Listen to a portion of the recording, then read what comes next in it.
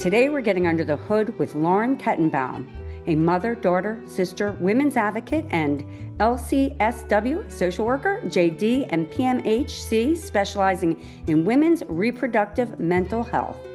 A mother of two, Lauren provides therapy in New York, New Jersey, Connecticut, and Florida, facilitates groups and workshops to empower women, and contributes thought leadership on topics like maternal wellness, perimenopause, gender equity, and working parenthood. A former lawyer, she feels privileged to counsel women through life transitions when they most need and deserve support.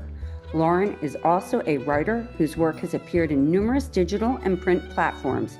She is the author of the July 2025 book, Millennial Menopause, Preparing for Perimenopause, Menopause, and Life's Next Period. Wow, that's coming soon, Lauren. Welcome. Thank you for having me. I'm so excited to be here. Oh, and I'm absolutely delighted to be getting under the hood with you today. It's season 4, Women's March for Mental Wellness, which coincides beautifully with your upcoming book. So if it's okay, I'd love to get going. Let's do it. Awesome. And so what was that pivotal moment or that inflection point that got you to sort of switch and pivot in careers? Sure. So it absolutely was a pivot, but also not, because my entire life I've been an advocate for women. I was the president of my high school's Women's Issues Club. I was volunteering at Planned Parenthood and at the Women's Law Center in Philadelphia while in college. And my career path was always destined to be about supporting and empowering women. I took a course in college that was about law and reproductive rights. So I thought that the best way to show up for women would be as a lawyer. And as soon as I got to law school, I thought, I don't really like this. So I simultaneously pursued my master's in social work. And then I did finish both. I worked in law, but over the course of over a decade in the legal industry, becoming a mom, the pandemic, I realized I wanted to focus on mental health. And so that's when I started my private practice as a therapist. Well, first of all, I want to applaud you for all of the above. What a storm. So to decide to complete the law school and then practice it, even though your passion was more for serving and counseling. I mean, I really think that's amazing. And that talk about resilience and strength and power and leaning into everything. But also for recognizing that it wasn't what really got you up and excited every day. So to make the pivot. So I'm curious, how did it sort of unfold? And thank you for acknowledging that, because I also think, and I tell many of the women that I work with, that it is so important to find fulfillment. And many of the women and the moms that I work with say, well, I pursued this path, or I need to finish something I started, or what will people think of me? And at the end of the day, you have to do what makes you happy. Sometimes that's a job that maybe isn't your passion, but pays the bills, but it definitely shouldn't be a job that you have dread when you wake up in the morning. And for me, I enjoyed a lot of what I did as a lawyer and then as a law firm professional. But I noticed, especially during the pandemic, and then before that, when I was practicing as a very new mother and running on very little sleep, I noticed that I wasn't happy. And I noticed that I was struggling with my mental health. And I thought, well, if I'm very privileged, very aware, very resourceful, and have so many amazing resources in my life, and I'm struggling, what does that mean for everybody else? And I really set out to provide the support that I wish I had had for young women, new moms, and all women. That's amazing. And I love that. And thank you for also acknowledging and being vulnerable and saying I have my own challenges. Because I think often a lot of founders, or when you make a pivot and you switch into a career, you're very inspired by one's own experience.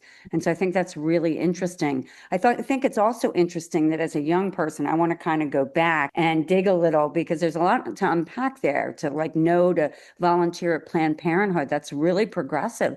How old were you when you did that, and talk about, because clearly that started to lay either the cookies, the breadcrumbs, whatever you want to call it.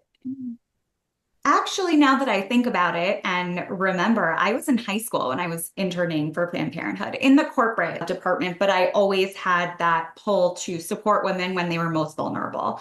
And I think a lot of my desire and passion in this area came from two places. One is my parents, who instilled in me values of empathy and generosity and always the desire to give back.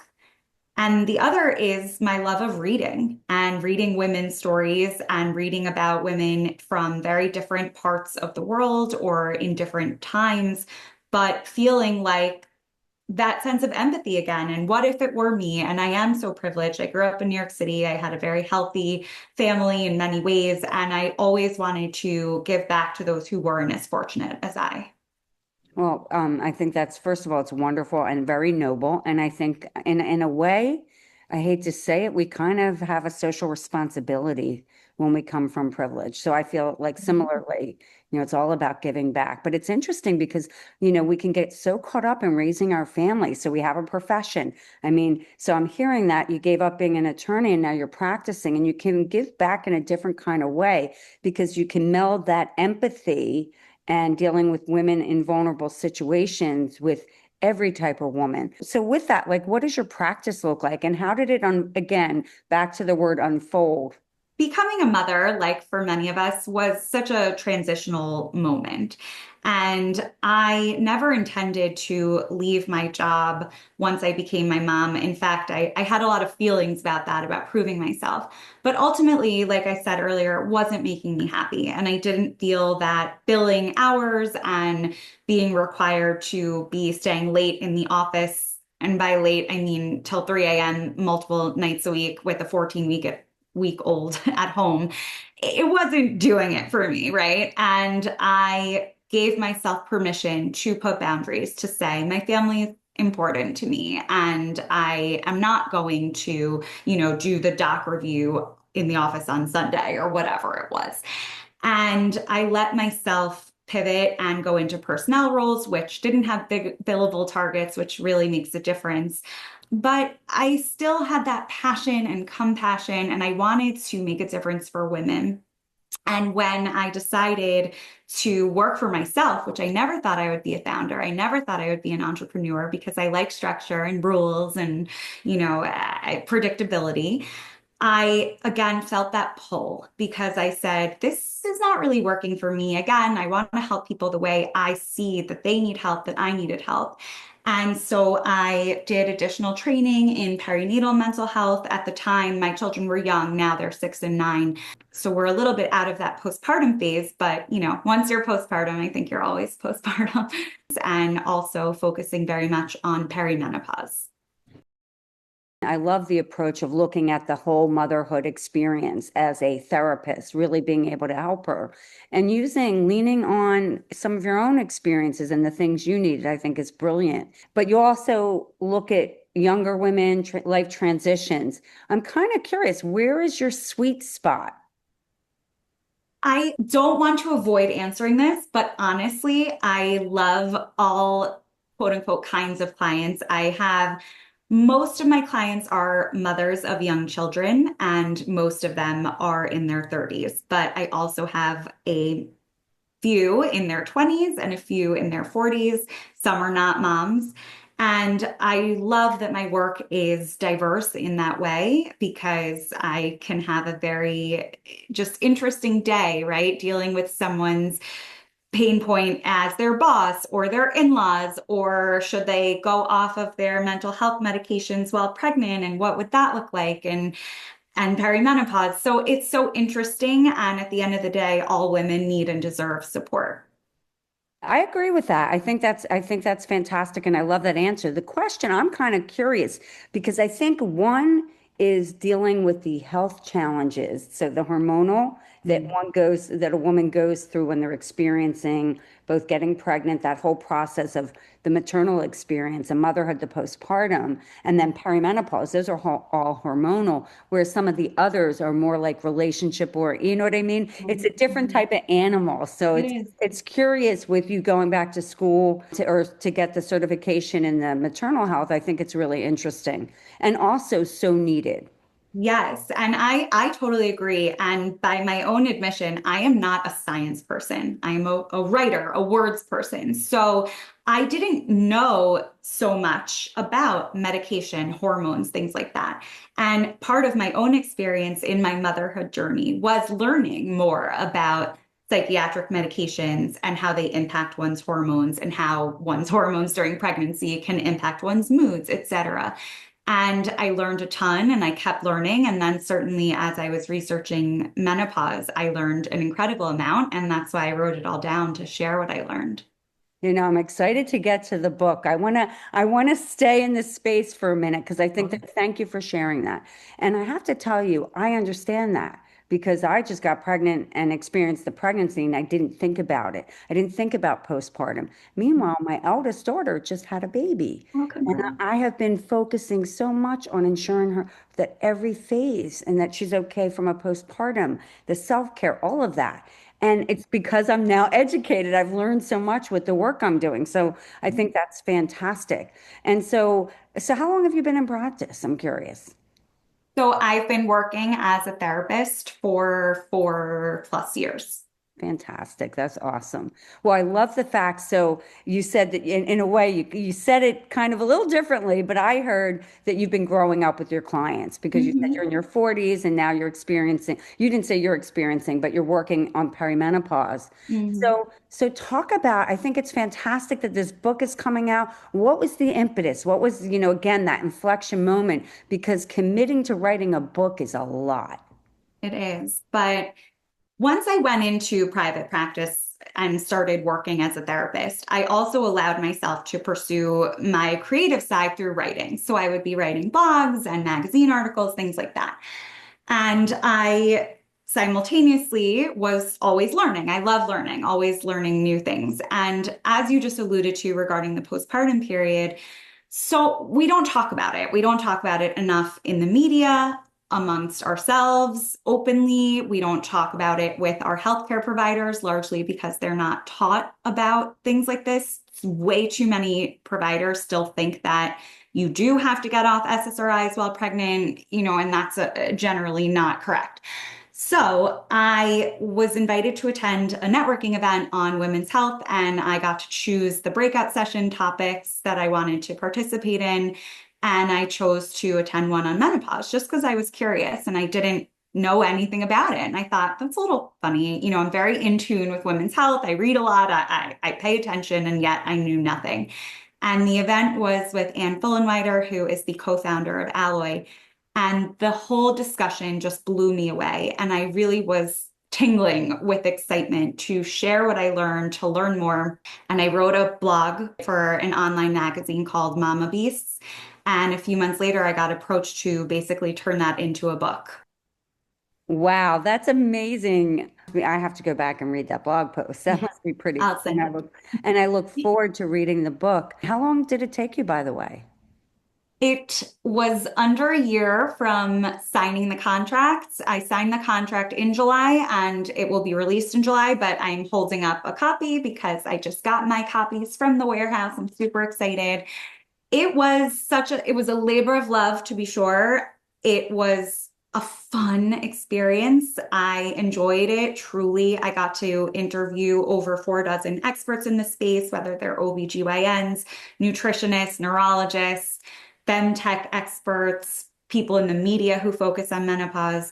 And I also got to connect with hundreds more women who had been through it and hear their advice and their insight and expertise and my thoughts on it are in the book. And it was just fun. I kept my day job, and as we said earlier, I'm also a mom, so it wasn't a slow summer and subsequent few months while I was really doing the writing, but I genuinely loved it all, and I am excited for what's to come.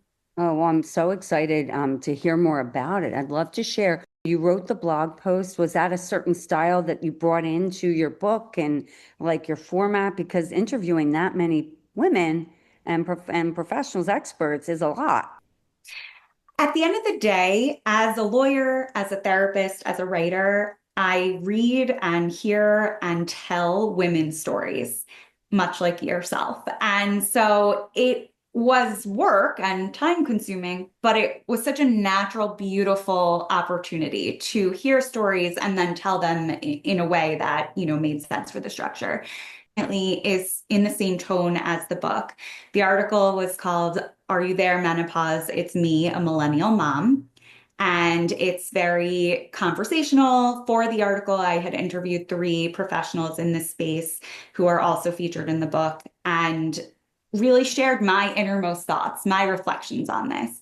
And the book itself is like that as well. And I include a lot of pop culture references. And it's a really fun book in which you feel like you're talking to a girlfriend, but a well-informed friend who also has connections to the most informed experts.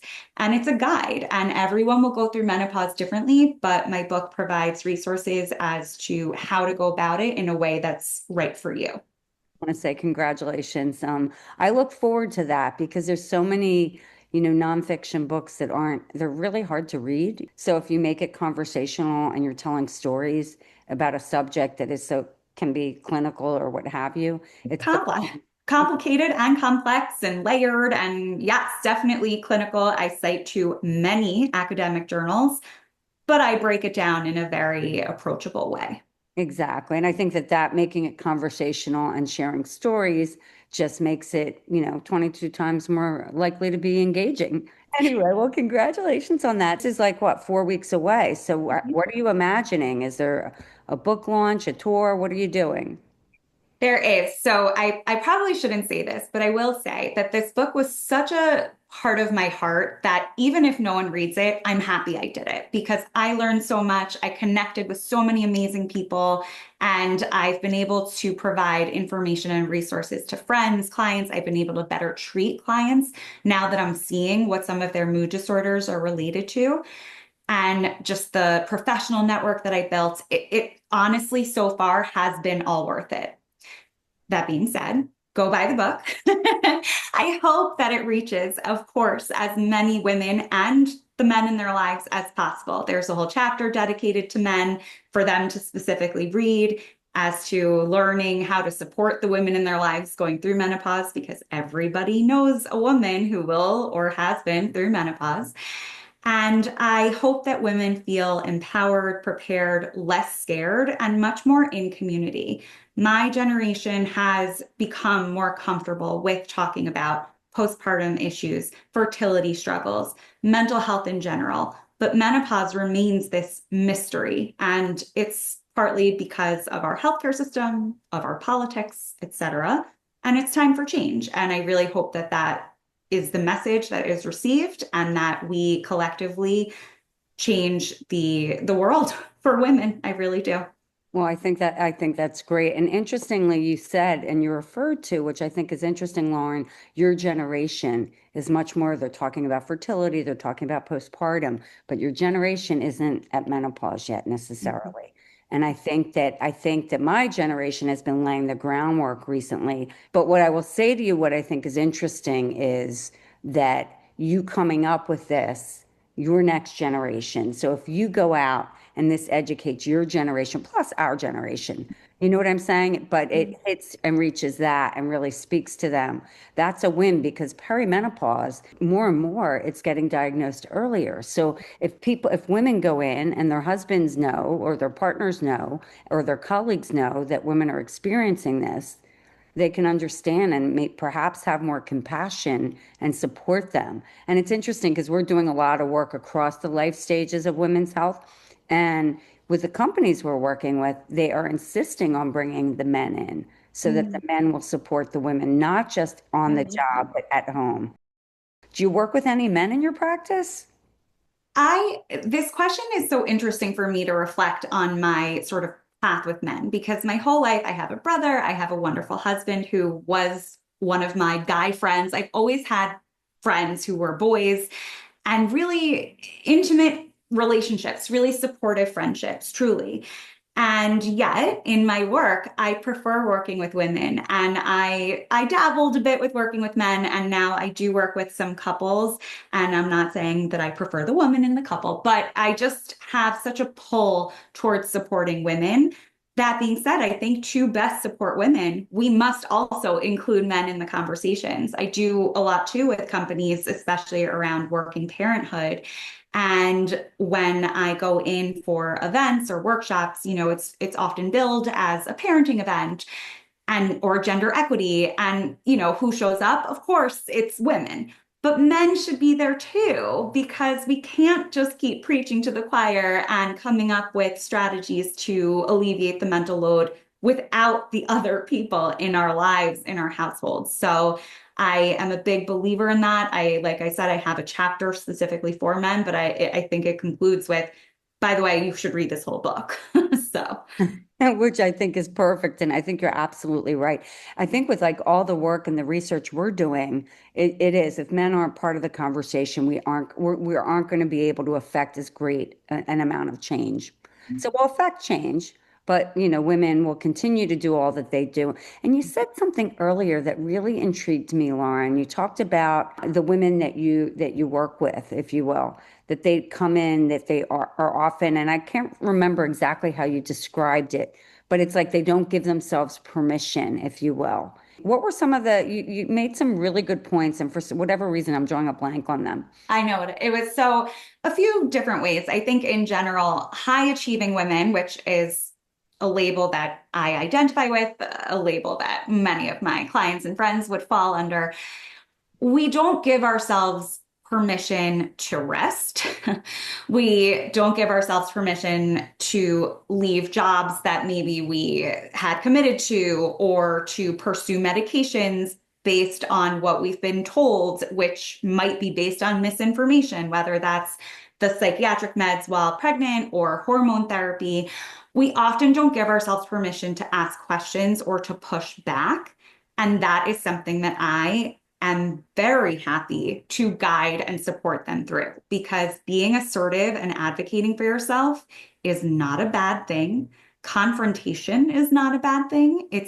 You have to advocate for yourself. You have to ask to get what you want. If you don't ask, you don't get, as my mother always says.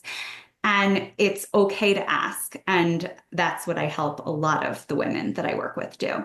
That is exactly what I was referring to, that section. And I think what was interesting to me as a working mom, and sort of like when I think about checking all those things, like being willing to leave a job, you spoke very early in our conversation about you weren't happy, finding happiness, you didn't use these words, but what lights your soul on fire? Because doing it day after day, and having to make a living and contributing to your household. But you also referred to something else that struck me, which is women feeling like they care about what other people think if they were to leave or were to make a change. It's something I appreciate if the work you're doing is really helping give them agency. And I'm not saying you yourself are giving them agency, you're teaching them the importance of owning themselves.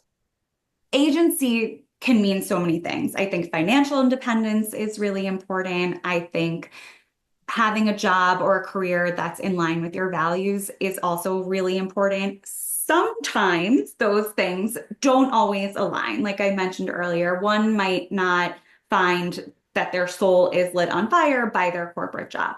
I'm not saying you have to leave it. As long as you're not dreading it, it's fine. But I do think that women should give themselves that permission to pursue what does make them happy, whether that's in work or outside of work, whether that's a dance class for exercise, whether that's getting together and traveling with girlfriends, whatever it is, giving back to the community. That's something that's really important to me personally. I have always, as we said earlier, really felt that drive to give back and to help those who were less fortunate than I. And I'm very involved in my local community. I serve on boards of different organizations. I always try to incorporate that in my work and community events. And that to me is extremely fulfilling, even though it's not, paying my bills, but I very much enjoy doing it. And I think we have to all do that, as you said before. I think there's another thing you brought up as well, which was being in community. So there's one thing which is contributing to community, but being in community with women who are supporting women. I think those are really awesome values. In fact, what would you say your values are? Say my values include empathy, authenticity, integrity, kindness, and lightheartedness. I think it's important to be silly. I think it's important to have fun. Life is going to give us problems. There's a lot to be worried about and to be sad about, but sometimes it makes all the difference if you can be with people that you love and you can laugh with. I appreciate those values. They're resonating deeply. And I like the lightheartedness. I love to laugh. My son just moved back and we laugh all the time. That's It's so like cool. and it's wonderful because without him here, I laugh less. So I appreciate that. So You I'm should tell him that. yeah, I tell him all the time, there is no loss for love. It's wonderful. I'm curious, how are you marching for mental wellness, Lauren? I am marching for mental wellness truly in everything that I do, and especially with this book coming out, which certainly gives my perspective as a mental health professional. I learned and spreading the message of the way the menopause transition impacts women's mental health, but also midlife in general, right? All of the external stressors that are pulling at us, whether it's caring for aging parents, navigating career shifts, and not to mention the overlap between postpartum and perimenopause, which we're seeing increasingly often because women are having babies in their late 30s and early 40s more and more. And this book is a resource for anyone who's curious about the way that menopause and this phase of life can impact our mental health and what to do about it. The work you're doing is so important, and to put it into a book, a guide like that is amazing. And it's really interesting, Lauren. I have interviewed several different psychiatrists, gut health specialists who talk about mental health and the gut, all these different perspectives. But you just hit on something, which is the overlap of postpartum with perimenopause. And no one has said this in all my conversations yet, like you just said, which is the overlap because women are having babies later. But I did hear one story where she had her child, and she said, I think she said, I don't know, she was 35 or 37. And she talked about having profound depression at postpartum. And she didn't realize the depression lasted for many years because there was an overlap of perimenopause. And she created a menopause company. She was inspired by that, but when she finally got out of it. So I think you're onto something really big and really getting the word out and the message out. I mean, the more educated we are and the more informed we are, the more we can go and ask the right questions, get the help we need. I mean, ding, ding, ding, talk about agency, because so many of the women that I work with, that I know, that I interviewed, they have been dismissed by their healthcare providers. Oh, you're just postpartum. What kind of answer is that? And I love healthcare providers. I'm not knocking them, but they haven't been educated. And the ones that aren't seeking further education are problematic. So I think that it's so important to recognize that it could be perimenopause, which really equals hormone fluctuations. And so that means that hormone therapy might be an option. And that resource, that treatment option, might not be available to someone who's told it's quote unquote just postpartum. All that being said, I diagnose as a licensed clinical social worker, but I'm not about the diagnosis. I'm about the symptoms and helping a woman feel better, whatever it is. So it is important to know what the treatment options are, whether it's postpartum only or perimenopause, but also to really hear her and show up for her and listen to her and empower her to ask those questions and use her agency to get what she needs. I love that message. I also think there's something really interesting as I'm like listening to this entire conversation.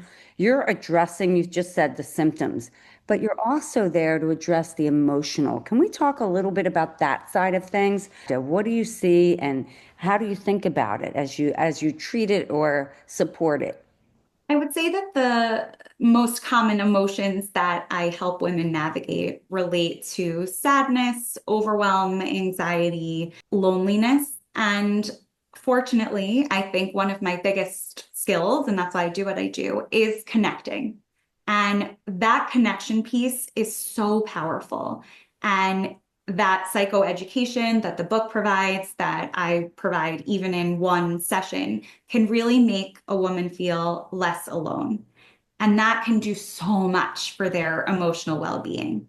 And then in therapy, we work on modifying their cognitions and their behaviors and their coping mechanisms and their communication strategies. And that is all to alleviate whatever negative emotion they're feeling. But as I always tell my therapy clients, our goal is not to get rid of quote unquote negative feelings because we're not robots, right? We're still here. AI hasn't totally taken over. And so it's okay to have negative feelings sometimes, and we're built that way, and we are allowed to cry or be angry or whatever it is. But it's about coping with those emotions in an effective way and not letting them consume us. And so, really, just showing up and learning tools and being a support for them is what I do. Well, do you have any certain specific, like CBT or any methodologies? What do you use? I'm CBT oriented. So as you said, so that, reflecting on what is their interpretation of the situation. I also incorporate ACT and DBT skills. So I'm a big fan of doing the stop technique, which is when your emotions are elevated, take a pause so that you can respond effectively instead of reactive as a reaction. And so that's something that I like. And just self-compassion and radical acceptance of I feel crappy right now. I feel overwhelmed. And giving yourself the grace and talking to yourself the way a friend would is a favorite tool of mine. I can see that you talk like a friend. So I would imagine you would be fantastic to be on the other side of the couch, the chair, whatever in the room. It's a hard thing to open up about these things, and it's a hard thing to let go. And so to Yeah. really help support women to do that, to gain that agency to get mentally well, I think is just wonderful. We could go on forever because I have one last question, but is there anything else you'd like to share that I haven't asked that would be helpful to you? I am always happy to chat with anyone and everyone. As you mentioned in the intro, I live in New York and I provide therapy to clients in New York, New Jersey, Connecticut, and Florida. But if you need me, I will point you in the right direction. I will do my best to do that and set you up for success and the right resources. And I really believe in the power of women coming together in sisterhood. So thank you. So this is your platform, which you already know this one, to give women of all ages, of all backgrounds, of all cultures, a message. What do you want to leave them with, Lauren? You are not alone, and we are powerful together. Simple and perfectly articulate. Thank you. Thank you so much. Before we hang, I'd love for you to let people know how they can get a hold of you, where they can get your book, all of the things. How can people find you? Thank you so much for having me. I'm so excited for our new friendship, which I'm sure many conversations to come. My book, Millennial Menopause, is available July 15th at all major booksellers, Amazon, Barnes Noble. It's already available for pre-order. And my email or my website and my Instagram are all the counselor, because people who are social workers and attorneys counsel, but counselor for Lauren. So I love a pun, and there you go. That's fantastic. Thank you. So everybody reach out to Lauren. Thank you so much for getting under the hood today. And thank you for the amazing work you're doing on behalf of women and the way you come in and support community. Thank you.